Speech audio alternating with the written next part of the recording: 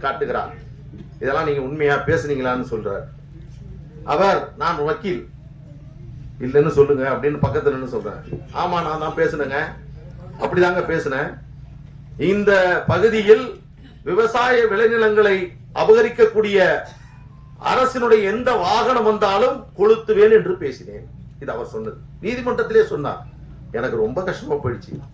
அப்பொழுது சொன்னார் நீதிபதியிடம், தனி ஒரு மனிதனுக்கு உணவில்லை என்றால் இந்த ஜகத்தினை அழித்திடுவோம் என்றான் பாரதி.